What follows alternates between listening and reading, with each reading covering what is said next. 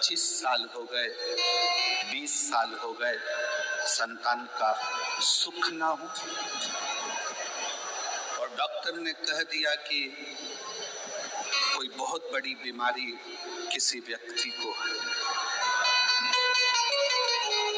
रोग बड़ा है, बीमारी बड़ी है, और उस बीमारी का कोई हल, उस रोग का कोई हल नहीं दिख रहा, कोई हल नजर नहीं,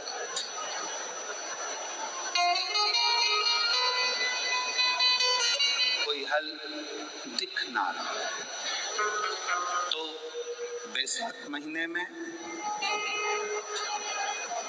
शिव सप्त तीर्थ का एक अनुष्ठान अपने जीवन में जरूर करें। मट्टी के पात्र में जल भरना और मट्टी के पात्र में जल भरकर प्रतिदिन रोज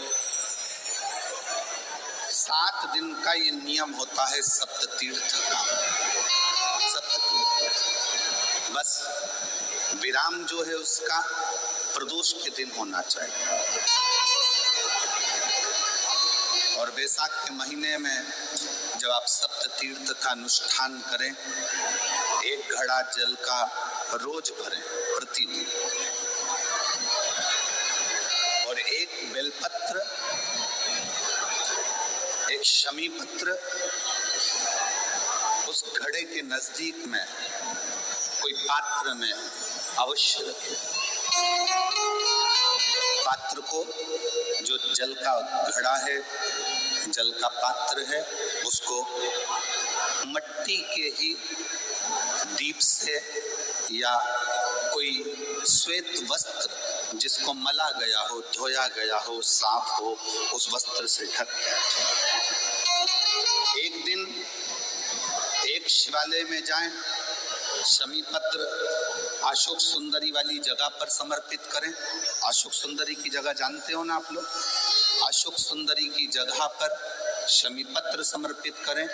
बेलपत्र जहां आप खड़े हैं उधर से डंडी का भाग आपकी ओर हो, और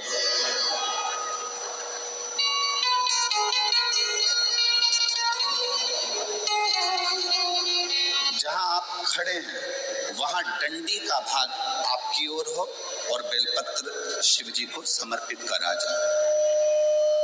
फिर जो मट्टी के पात्र में जल है वो भगवान शंकर को अपनी कामना कर कर शिव जी को समर्पित कर। संतान के लिए कर रहे हो तो वहीं से जल को एक कटोरी में, एक पात्र में झेल लीजिए।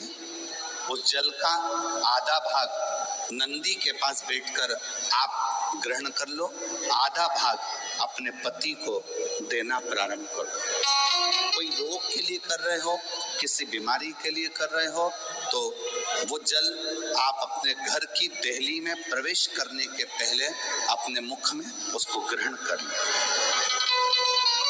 एक दिन में एक शिवालय, दूसरे दिन दूसरा शिवालय, तीसरे दिन तीसरा शिवालय। अगर अपने नगर में, अपने गांव में, अपने क्षेत्र में 7 शंकर के मंदिर नहीं हो, यदि अपने गांव में, अपने नगर में, अपने क्षेत्र में 7 शंकर के शिवालय नहीं हो, तो मिट्टी का शिवलिंग बनाकर उस पे चढ़ाओ, पर रोज एक शिवालय अलग होना चाहिए। प्रतिदिन प्रदोष के दिन जब आप इस सप्त तीर्थ का विराम करेंगे, उस समय पर जल, जब प्रदोष काल आए, प्रदोष काल का जब समय हो जल चढ़ाओ सुबेरे, पर प्रदोष काल का जब समय हो उस जल का पान उस प्रदोष काल में कर ले। प्रदोष को, जो प्रदोष काल में उस जल को शंकर का पंचाक्षर मंत्र नमः शिवाय, षडाक्षर मंत्र ओम नमः शिवाय या श्री शिवाय नमस्तुभ्यम बोलकर प्रदोष काल में उस जल का पान करें, बाबा को प्रार्थना करें, शिव से विनय करें। ये नियम केवल बैसाख के महीने में होता है, इसको बाकी के महीने में नहीं किया जाता है, इसको बाकी के महीने में नहीं करते, केवल बैसाख।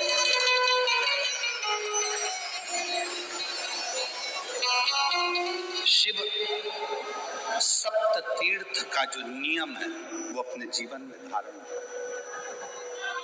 और हम तो कहेंगे शिव महापुराण की कथा श्रवण करने वाले प्रत्येक बेटा बेटी से, शिव महापुराण की कथा सुनने वाले प्रत्येक शिव भक्त से हम तो कहेंगे कि शरीर में कोई रोग नहीं भी है, संतान की प्राप्ति नहीं भी चाहिए, उच्च शिक्षा के लिए आप कर रहे हैं, अपने जीवन की खुशहाली के लिए कर रहे हैं, तो शिव का सप्त तीर्थ अनुष्ठान अवश्य करें, अवश्य, और अपने जीवन